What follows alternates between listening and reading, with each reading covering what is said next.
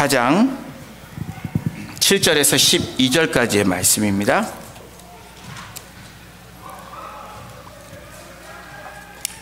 제가 갖고 있는 신약성경 313페이지에 있습니다. 에베소서 4장 7절부터 12절까지 한 절씩 교독으로 봉독하겠습니다.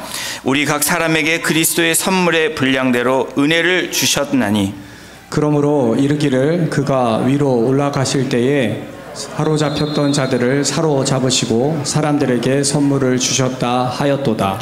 올라가셨다 하였은즉 땅 아래 낮은 곳으로 내리셨던 것이 아니면 무엇이냐? 내리셨던 그가 곧 모든 하늘 위에 오르신 자니 이는 만물을 충만하게 하려 하심이라. 그가 어떤 사람은 사도로, 어떤 사람은 선지자로, 어떤 사람은 복음 전하는 자로, 어떤 사람은 목사와 교사로 삼으셨나니 이는 성도를 온전하게 하여 봉사의 일을 하게 하며 그리스도의 몸을 세우려 하심이라. 아멘. 부르심에 따라 주님의 교회를 세우라. 우리 부르심 마지막 다섯 번째 오늘 주일을 맞이하면서 이 부르심에 대한 설교를 오늘 마무리하려고 합니다. 여러분, 한국 속담에 굼벵이도 구르는 재주가 있다라는 말씀을 아시죠? 이 국어사전에 의하면 첫 번째 의미는 조금 비하한 좀 부정적인 이런 뜻을 의미한다면 두 번째에게 좀 여러분들에게 그 국어사전의 뜻을 전하고 싶습니다. 무능한 사람도 한 가지 재주가 있음을 비유적으로 이르는 말. 국어사전에 보면 굼벵이도 구르는 재주가 있다라는 그 의미가 그렇게 해석되어지고 있습니다.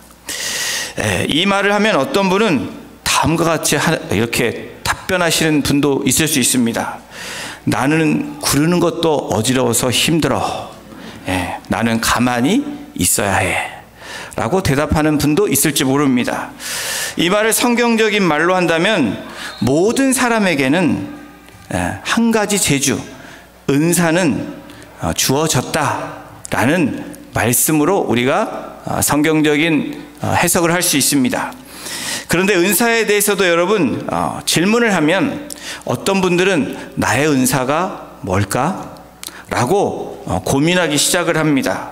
생각을 해도 떠오르지 않는 분들이 계실 수 있습니다. 또 어떤 분들은 알고 계심에도 불구하고 마치 아까 반응했던 것처럼 나는 구르면 어지러워. 나는 가만히 있어야 돼. 그냥 이렇게 사는 것이 맞아 라고 이야기하고 그렇게 삶을 살아가시는 분도 있을지 모릅니다. 여러분, 은사에 대해서 일반적으로 우리가 한번 생각을 해보면 은사, 쉽게 말해서 무엇인가 잘 해야 됩니다. above average, average보다, 그러니까 보통 사람이 다 하는 거 말고 그보다는 조금 더 잘해야 되는 그것에 우리가 생각을 해볼 수 있습니다. 중간보다는 잘해야 된다는 거죠. 그리고 두 번째는 은사라고 생각한다면 그 은사에는 재미가 있어야 됩니다. 즐거워야 됩니다. 여러분, 힘든 일과 재미있는 일은 다릅니다. 힘들어 죽겠으면서도 재미있어 하시는 일들이 있습니다. 최근에 우리 어떤 집사님과 얘기를 하면서 나누었는데 뛰는 것이 그렇게 별로 좋아하지 않으셨다고 합니다. 그런데 이야기를 나누다 보면서 얘기하시는 것이 그렇게 조금씩 훈련을 하다 보니까 이제는 뛰는 것에 아주 재미가 붙었다고, 은사가 아닌가, 잘 뛰는 거, 이런 얘기를 제가 들은 적이 있습니다. 힘들어도 재미있고 관심 있게 갖는 것, 그것이 우리가 말하는 은사라고 얘기할 수 있습니다. 또 한 가지는 은사하면 여러분 무궁무진한 아이디어가 생깁니다. 창의력이 생긴다는 거예요. 어떤 일을 하면 재미가 있고 힘들지만 재미있지만 더 나아가서 그 일을 생각하면 나도 모르게 아이디어가, 그리고 그 하나님 주신 영감들이 생각이 나서 그 일들이 아주 창조적인 그 창조력이 진행되어지는 것, 이것이 은사라고 일반적으로 얘기할 수 있습니다. 제가 알고 있는 동료 목사님, 물론 목회자들이 설교를 준비하는 게 쉽지 않습니다. 근데 설교를 굉장히 잘 하십니다. 근데 설교를 하면 너무너무 항상 괴로워하십니다. 괴로워 죽겠다고 얘기합니다. 이런 분들은 사실은 은사가 아니죠. 힘들어도 즐거워하고 기뻐하고 또 하나님 주신 영감에 따라서 계속 나아가는 분들이 은사가 있는 거죠. 그렇다면 여러분, 성경이 말하는 은사에 대한 종류가 어떤 것인지 함께 살펴보겠습니다. 이 신약 성경에 사도 바울이 영적인 은사에 대해서 나열한 것들이 있습니다. 9가지 은사에 대해서 이야기합니다. 고린도전서 12장 6절 10절의 말씀을 보면 우리 한번 읽어볼까요? 지혜의 말씀, 지식의 말씀, 믿음의 은사, 지혜의 은사, 능력 행함의 은사, 예언의 은사, 영들 분별력의 은사, 방언 통역. 그럼 7가지 은사를 로마서에서 이야기하고 있습니다.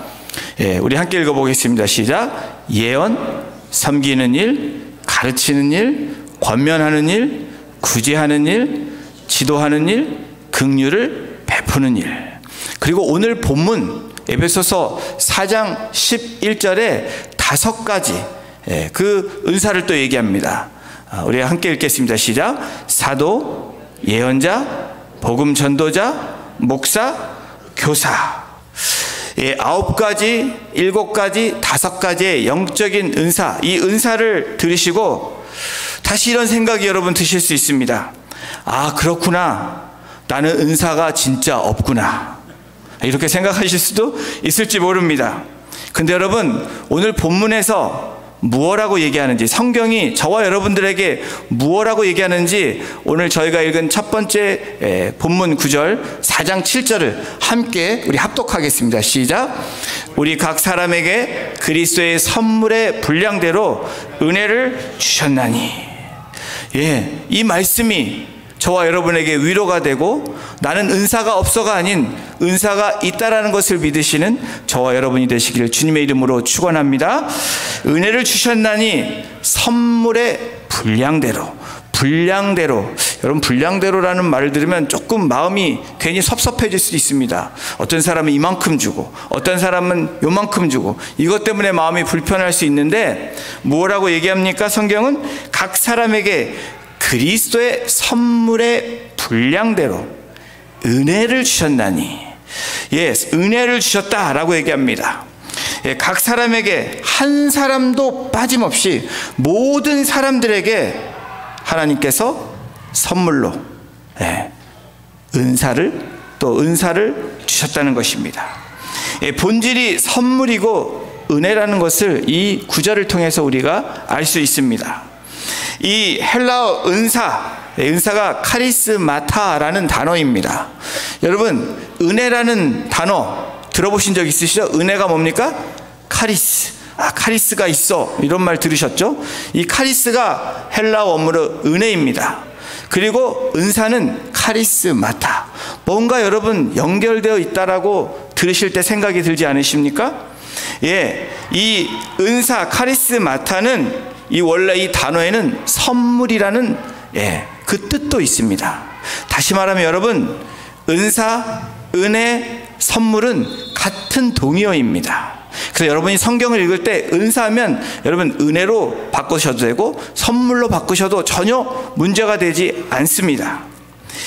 헬라어 은혜, 은사, 선물이 동의어인데 이 단어들이 호환할 수 있습니다.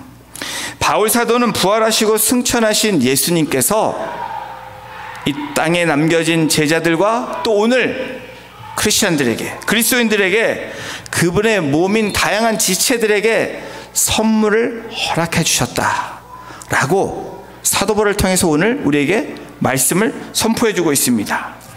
다양한 선물을 주셨다. 여러분, 선물이 똑같은 걸 주면 기분이 좋습니까? 나에게 특별한 걸 주어지는 게 더 좋지 않으십니까? 여러분, 그렇게 생각하시면 주님이 주신 분량대로 주셨던 선물은 귀한 것입니다. 남과 비교해서는 안 된다는 것입니다. 하나님 위로부터 보시는 우리에게 주신 은혜는 놀라운 것입니다. 귀한 것입니다. 그래서 사도 바울은 어떻게 합니까? 다양한 선물을 주셨다고 증언하고 있는데, 바울이 이렇게 서신을 통해서 말하고 있는 사실을 보면 그 당시에 에베소 교인들과 또 초대교인들도 은사에 대해서 잘 몰랐던 부분이 있다라는 것을 우리가 오늘 본문을 통해서 알 수 있습니다. 그래서 사도 바울은 구약의 말씀을 인용하며 전하고 있습니다. 이 말씀에 보니까 하나님이 각 사람에게 선물을 주셨다라고 얘기합니다. 그래서 그 선물은 보통 선물이 아니기 때문에 여러분들이 잘 하고 잘 살아야 됩니다 라고 말하는 것입니다. 더 나아가서 그럴 때 이 어려운 시기, 어려운 환난과 핍박이 올 때에도 여러분 그 시기를 잘 견딜 수 있습니다. 의미 있게 인생을 살아갈 수 있습니다 라고 사도 바울이 말하고 있는 것입니다. 사랑하는 성도 여러분, 하나님의 말씀이 선포되면 no matter what, 여러분 어떻게 해야 됩니까? 아멘이라는 것입니다. 여러분들에게 아멘을 하라는 제 의도가 아니고, 하나님의 말씀이 선포될 때, 그 말씀을 들을 때 하나님의 말씀은 무조건적으로 아멘이라고 여러분이 동의하시며 그 말씀을 받을 때 여러분 그 귀한 것이 귀하게 느껴지고 귀한 것이 우리의 삶에서 열매를 맺게 된다라는 것입니다. 하나님의 말씀이 우리 주님의 말씀하신 거면 그것이 진리이고 그것이 참입니다. 다른 것과 비교해서는 안 되는 것이고 다른 것과 섞어서는 안 된다는 것입니다. 에베소 4장 8절에 성경이 이렇게 기록합니다. 우리 함께 합독합니다. 시작. 그러므로 이르기를 그가 위로 올라가실 때에 사로잡혔던 자들을 사로잡으시고 사람들에게 선물을 주셨다 하였도다. 이 에베소 4장 8절은 구약의 말씀을 인용한 말씀입니다. 바로 이 장면은 하나님께서 승리하시는 장면을 묘사하고 있습니다. 압도적으로 전쟁에서 승리하셔서 나타내는 모습입니다. 이때 세상의 것들이 하나님께 올려지는 장면, 이것이 시편 68편 18절에 나와 있습니다. 우리 함께 시편 68편 18절을 합독합니다. 시작. 주께서 높은 곳으로 오르시며 사로잡은 자들을 취하시고 선물들을 사람들에게서 받으시며 반역자들로부터 받으시니 여호와 하나님이 그들과 함께 계시기 때문이로다. 7절과 시편 68편 18절에 나오는 공통된 단어가 나옵니다. 선물이라는 단어입니다. 은혜 그리고 은사라고 우리가 함께 바꿔서 말할 수 있는 단어가 나옵니다. 하나님이 위로 올라가실 때에, 그리고 우리 4장 7절에 보면 8절에 보면 그가 위로 올라가실 때에 바로 이 시편은 하나님이 승리하시는 그 모습을 나타내는 것이고, 이 4장 8절에 있는 그가 위로 올라가실 때는 바로 예수 그리스도가 부활 승천하시는 모습을 이야기하고 있는 것입니다. 예수님이 부활 승천하셔서 하늘로 올라가시는 모습으로 구약의 말씀을 인용하며 에베소 교회와 성도들에게, 그리고 오늘 우리들에게 말씀하시는 것입니다. 그렇다면 어떤 선물, 다시 말하면 어떤 은사, 어떤 은혜를 하나님의 백성들에게 주셨습니까? 그 영적인 은사를 11절에 5가지를 이야기하고 있습니다. 4장 11절을 보십시오. 그가 어떤 사람은 사도로, 어떤 사람은 선지자로, 어떤 사람은 복음 전하는 자로, 어떤 사람은 목사와 교사로 삼으셨으니. 여러분, 직분에 대한, 부르심에 대한, 은사에 대한 부분을 이야기하고 있습니다. 여기서 직분에 대해서 2가지를 우리가 생각해 볼 수 있습니다. 직분은 여러분 다양하다라는 것입니다. 세상의 직업이 다양한 것처럼 교회 안에서도, 공동체 안에서도, 우리 안에서도 직분이 다양하다는 것입니다. 직분의 다양성이 있습니다. 고린도전서 12장 5절에 보면 성경은 이렇게 기록합니다. 직분은 여러 가지나 주는 같으며. 그리고 교회는 한 가지 직무나 은사만으로 운영되고 나갈 수 없다라는 것을 이야기합니다. 그리스도가 우리의 머리가 되시고 우리는 각 지체라고 이야기합니다. 다시 말하면 우리가 다 눈이 될 수 없고, 다 손이 될 수 없고 발이 될 수 없고, 여러분 우리가 다 심장이 될 수 없습니다. 어떤 사람은 손으로, 귀로, 눈으로, 어떤 사람은 발과, 그리고 어떤 사람은 심장으로, 각각의 모습으로 다양하다라는 것입니다. 그렇게 하나님으로부터 받은 것을 그렇게 충성스럽게 각자의 모습에 받은 대로 그렇게 충성하며 나아갈 때, 여러분 그 직분은 아름답게 쓰여지고 열매 맺게 되어진다라는 것입니다. 또 직분은 통일성이 있다라는 것입니다. 고린도전서 12장 6절을 함께 보십니다. 또 사역은 여러 가지나 모든 것을 모든 사람 가운데서 이루시는 하나님은 같으니. 직분이 다양합니다. 사역은 여러 가지라고 이야기를 합니다. 그런데 모든 사람 가운데 이루시는 하나님은 같다. 하나님이 하시는 그 통일성, 누가 이루시는 분입니까? 하나님이 이루신다는 것입니다. 은사가 각각 주어져 직분의 다양성이 있습니다. 그러나 이 다양성에는 통일성이 있는데, 그 가운데서 이루시는 하나님이 같은 통일성이 있다라는 것입니다. 그것이 교회를 세우시고 우리를 교회로 부르시는 하나님의 부르심입니다. 그런데 이 다양성에는 통일성이 있는데, 사역은 여러 가지나 모든 것을 모든 사람들 가운데 이루시는 하나님 가운데 우리가 어떻게 해야 됩니까? 다양한 직분들을 받으심으로, 또 그것이 하나님이 주신 귀한 은사고 또 은혜라는 것으로 선물이라는 것을 우리가 믿으면서 머리 대신 주님의 그 통치 아래 우리는 순종하며 손과 발이 움직이고 눈이 움직이고 귀가 움직이고 입이 움직이고 우리의 마음과 우리의 발이 움직이는 그러한 모습이 될 때 온전한 길로 나아갈 수 있게 된다라는 것을 사도 바울은 이야기하고 있는 것입니다. 사도 바울이 에베소 교회 성도들에게 5가지 영적 은사를 말합니다. 어떤 사람은 사도로, 하나님에 의해서 보내심을 받은 자라는 게 사도입니다. 교회를 설립하고 교회를 섬긴 사람들.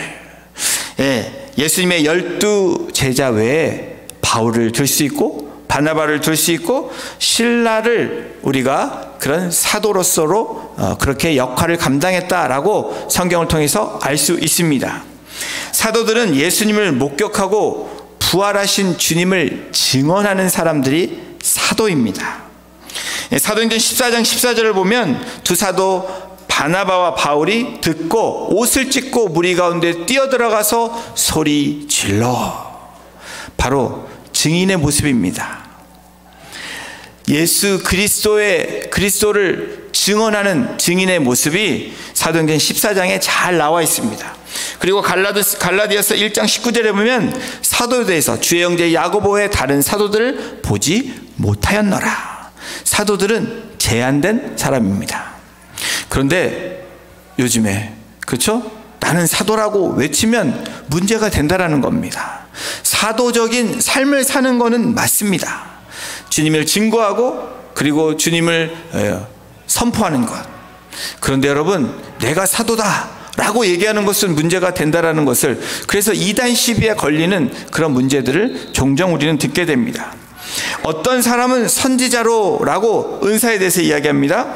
하나님의 계시를 중재하고 또 죄를 깨닫게 하는 일을 감당하는, 또 교회를 훈계하며 또 옳은 길로 갈 수 있도록 가르치는 역할, 선포하는 주님의 말씀을 대언하는 역할. 그런데 여러분, 이 선지자는 초대교회 나중에 심한 박해가 일어나고 정경이, 하나님의 성경이 등장함으로 인해서 더 이상 선지자가 존재하지 않는 역사적인 사실이 있습니다. 교회에서 선지자가 사라졌습니다. 그런데 또 사람들이 나타나서 나는 선지자라고 외치는 그런 사람들을 여러분들은 따라가거나 여러분들이 거기에 기울이면 안 됩니다. 선지자적 외침이 있을 뿐입니다. 목회자도 그리고 하나님의 말씀을 대언하는 누구든지 선지자적인 사명이 있는 것이지 선지자는 아니라는 것입니다.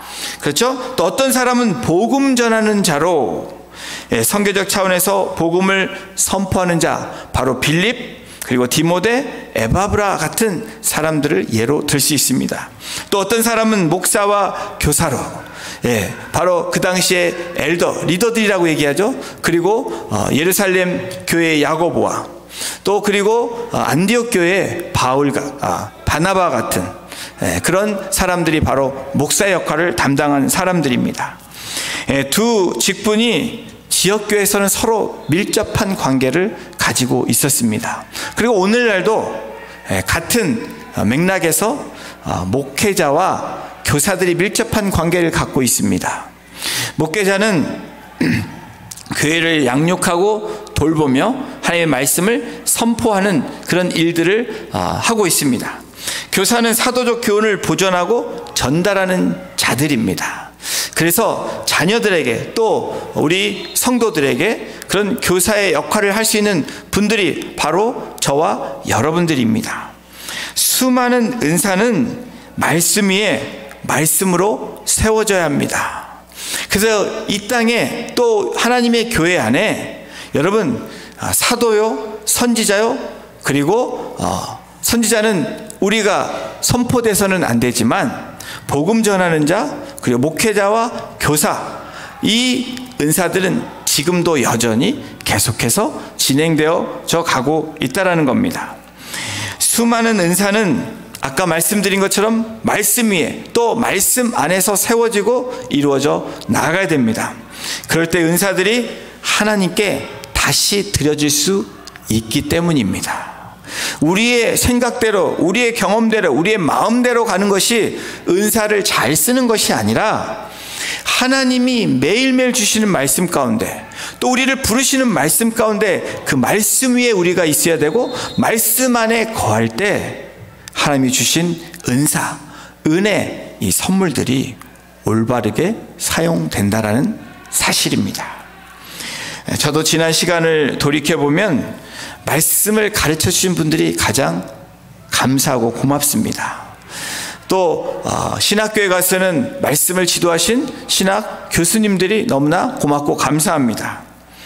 또 설교를 통해서 말씀을 전하시는 선배 목사님들, 그리고 지금까지 말씀을 선포했던 많은 분들께 감사가 됩니다. 또 좋은 책을 쓰셔서 하나님의 말씀을 전달해주는, 그런 귀한 말씀을 전달해주는 많은 저자들에게 감사가 됩니다.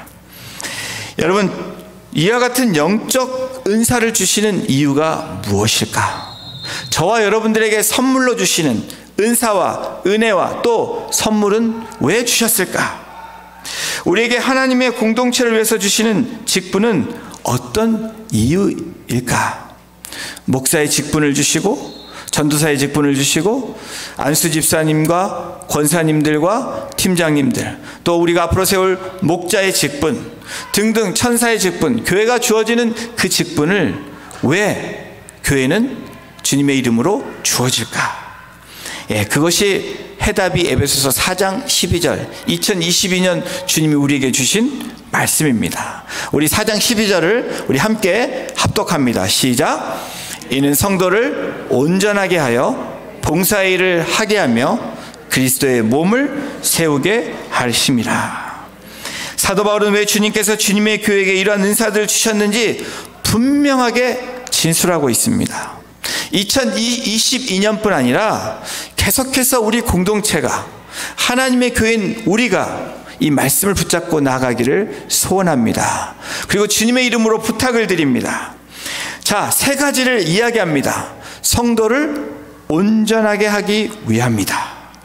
이 온전하게라는 헬라어 카타르티스몬이라는 이 단어는 여러분 외과 의학에서 부러진 뼈를 맞춘다는 뜻을 쓸 때 사용된 단어입니다. 이것이 온전하게라는 단어로 쓰여졌습니다. 또한 찢어진 그물을 수리할 때 쓰여진 단어가 온전하게 바로 카타르티스몬이라는 단어를 사용했다라는 겁니다. 여러분 마태복음 4장 21절을 여러분들이 보시면 왜 주님이 제자들을 부르셨는지 여러분이 알 수 있습니다. 우리 함께 읽겠습니다. 시작. 거기서 더 가시다가 다른 두 형제 곧 세베대의 아들 야고보와 그의 형제 요한이 그의 아버지 세베대와 함께 배에서 금을 깁는 것을 보시고 부르시니. 여러분, 제자들을 부르시는 그 부르심은 주님께서 그냥 가다가 부르신 부르심이 아니라는 것입니다. 교회에서 여러분들에게 주는 직분, 오늘 우리 오후 시간에 임직식이 있고 목사 안수식이 있습니다. 이것은 그냥 시간이 돼서 주는 그런 것이 아닙니다. 그렇게 생각해서는 안 된다는 것입니다. 비록 하찮은 어부의 일을 하는 이 제자들이었지만 주님이 그들을 부르십니다. 왜 부르셨습니까? 온전하게 하기 위해서. 여러분, 온전하게 했다라는 것이 무엇입니까? 찢어진 그물을 잘 그렇게 수리하는 그들을 보시면서 부르신 것입니다. 또 우리의 부족하지만 뼈들이 엉켜져 있지만 그 뼈들을 잘 맞추심으로 하나님이 우리를 부르시는 그 부르심이 있다라는 사실입니다. 온전하게, 이 헬라어 이 카타르스티시몬이라는 이 단어는 또 다른 뜻이 있는데 범죄한 죄를 바로 잡는다는 그 뜻을 사용할 때 이 온전하게라는 뜻을 사용합니다. 복음을 선포하고 가르치는 목적을 실현하고 성도들이 온전케 되도록 회복시키고 훈련시키는 것, 이것이 바로 온전하게라는 것입니다. 왜 우리를 부르셨습니까? 왜 우리에게 은사를 주셨습니까? 왜 우리에게 선물을 주셨습니까? 왜 우리에게 은혜를 주셨습니까? 바로 온전하게 하시기 위함이라는 것입니다. 죄인인 저희들을 부르시고 훈련시키시고 의롭게 하시고, 그리고 어떻게 합니까? 영화롭게 하시기 위한 하나님의 부르심이 저와 여러분들에게 있다라는 분명한 사실입니다. 이 은사를 주시는 분명한 일, 여러분, 이 데살로니가 3장 10절에 보면 이렇게 성경은 기록합니다. 주야로 심히 간구함은 너희 얼굴을 보고 너희 믿음이 부족한 것을 보충하게 하려 함이라. 여러분, 교회가 여러분들에게 요청할 때, 주님의 이름으로 여러분들을 부를 때 순종하며 나가시는 우리 성도님들 되시기를 주님의 이름으로 축원합니다. 믿음이 부족한 것을 보충하게 하려 함이라. 내가 믿음이 너무 좋아서, 내가 모든 것을 너무 잘해서 부르는 것이 아니라 부족하지만, 연약하지만 주님이 온전하게 하기 위해서, 그래서 그것을 통하여서 하나님이 채우시는 은혜를 더 경험하며 빛과 소금 역할을 감당하는 그 부르심이 저와 여러분들에게 있다라는 것입니다. 성도를 온전하게 하기 위해서 이 은사를 주셨다는 것, 그리고 두 번째는 봉사의 일을 하기 위함이라는 것입니다. 여러분, 머리만 커지는 그리스도인이 되면 안 됩니다.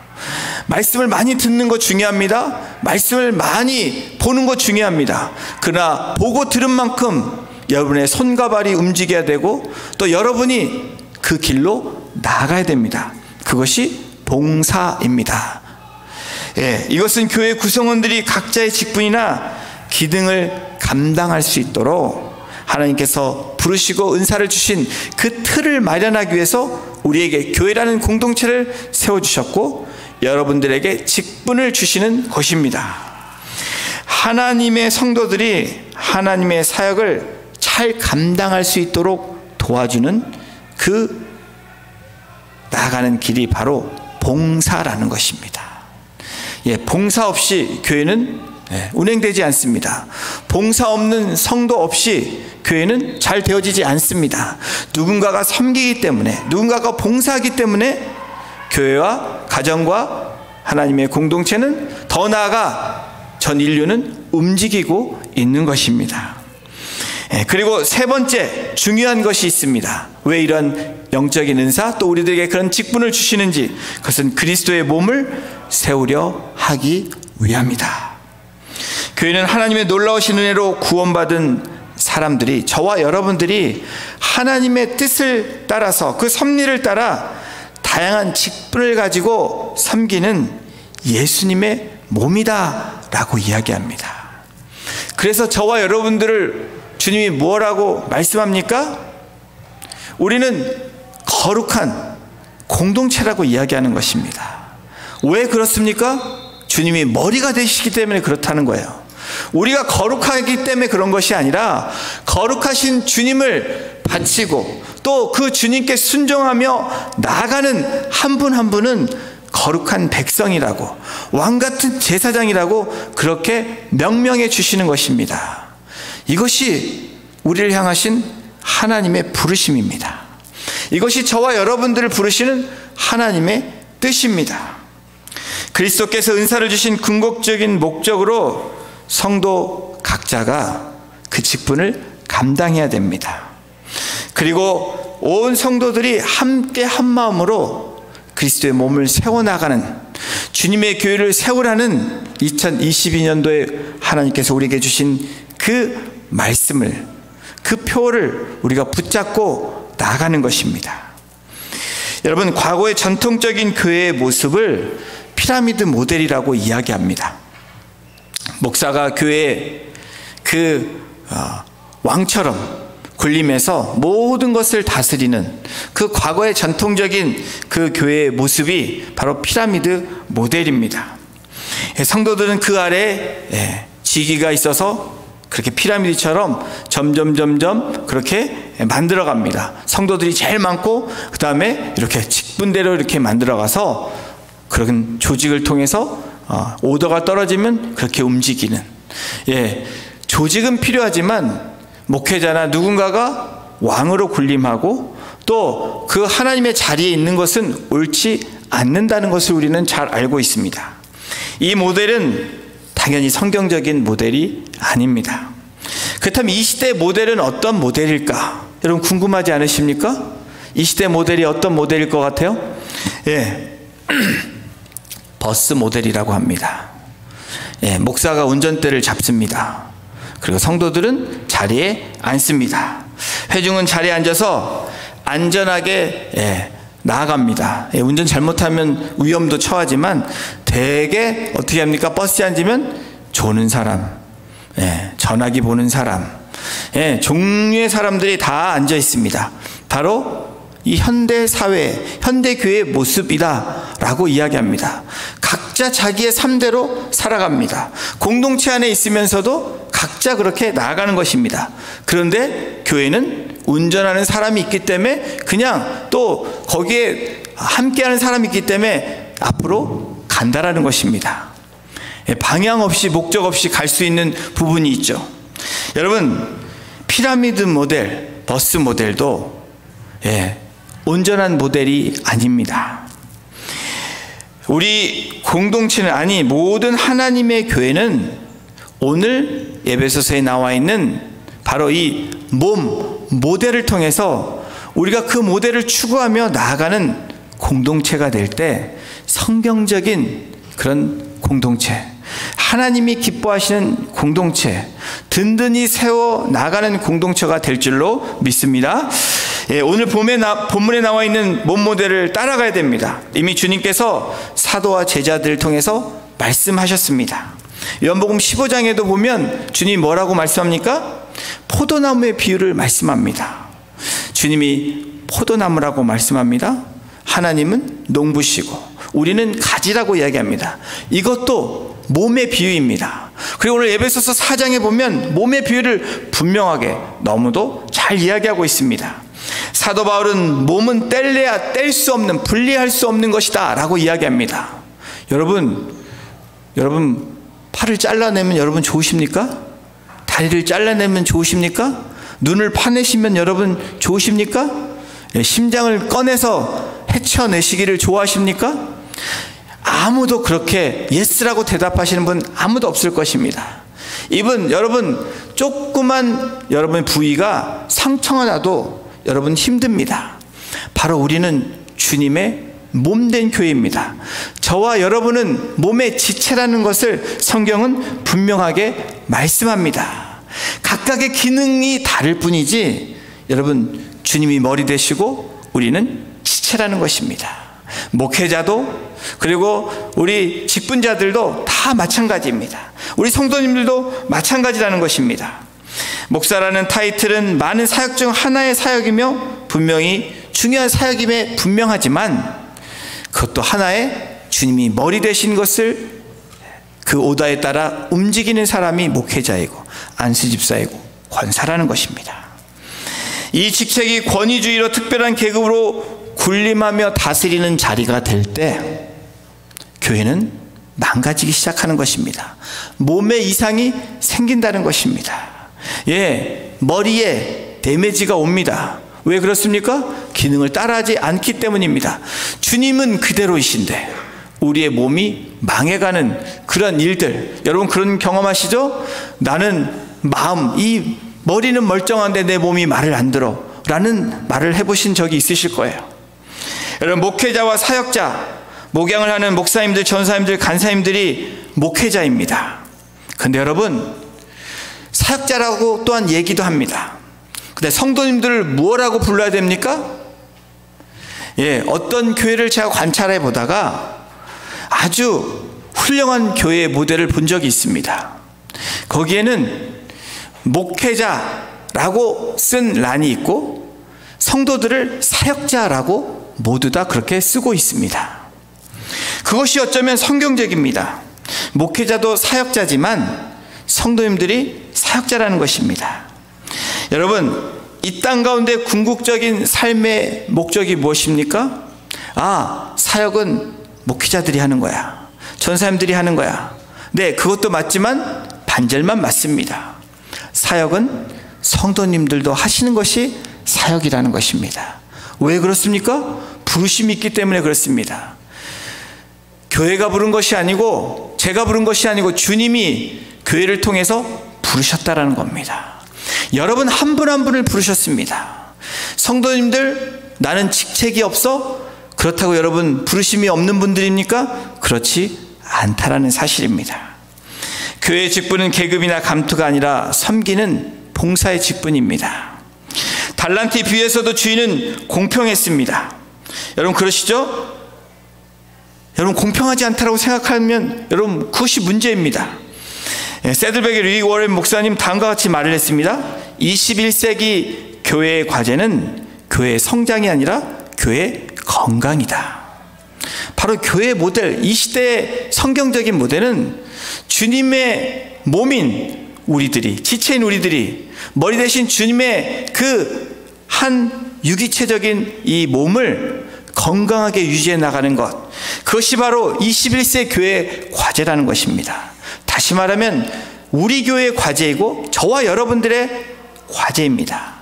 매일매일 해야 되는 숙제라는 것을 말하고 있습니다.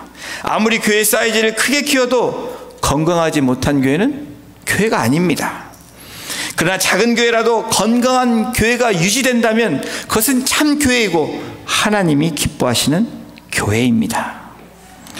작더라도 생명이 있는 교회는 살아있는 교회이고 소망이 있는 교회입니다. 저는 우리 공동체가 그렇게 되기를 소원합니다. 여러분들이 그 일에 힘써 나아가시는 주님의 그 부르심에 반응하고 순종하는 우리 성도님들 한 분 한 분 되시기를 주님의 이름으로 축원합니다.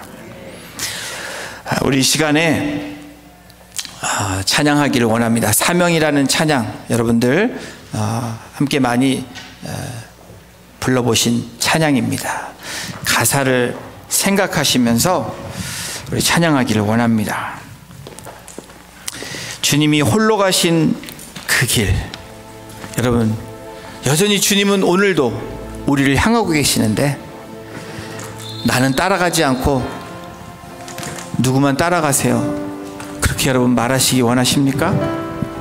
모든 물과 피를 흘리신 그 주님의 그 길을 저와 여러분들은 따라가야 되는 그 부르심이 있습니다. 해야 되는 그 사명이 있다라는 겁니다. 우리 가사를 생각하시면서 주님 앞에 고백하며 이 찬양을 올려드리겠습니다.